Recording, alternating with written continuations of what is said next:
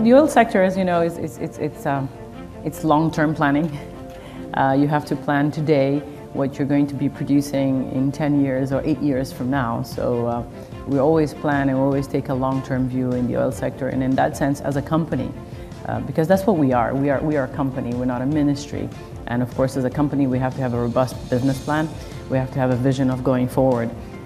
And as such, in terms of production and production levels and development fields, we have planned up ahead, and our plans go way into past 2030.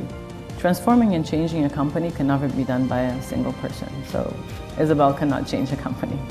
Even our board, even though we're quite a few members of the board, we're 11, we cannot change the company.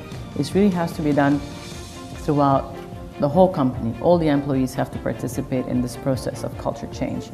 So we had a long time evaluation of both talent. We looked at our processes, we look at our financials, we look at our IT systems, and after that we do a roadmap on what needed to be changed, what needed to be done. We are designing the transformation for our company, and transformations are long and complex.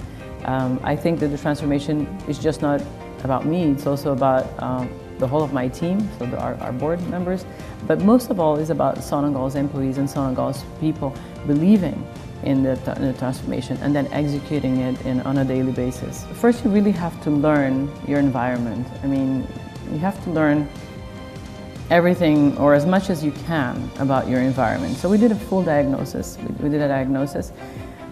That was a very big exercise. We conducted a due diligence. We looked at our competencies.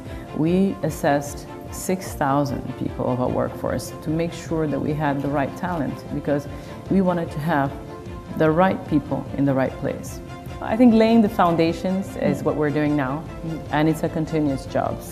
And I think once the foundations have been laid and are right, it doesn't matter who steps in as long as the plan is good. So it's all about having a vision and about having a plan. Once you have the right vision, you have the right plan, it's not really about who steps in to do it, as long as they're competent and they buy into the vision. So the oil vision is very much aligned with the government's vision. Our relations are a full alignment. We are engaged with the government and in government's missions to overcome the difficulties of the Angolan economy currently. A lot of the program that I've been describing is something that we have presented in the past to the government, and the current president was also a member of the government in the past, so he's fully aware of the Sonangol transformation and Sonangol's vision.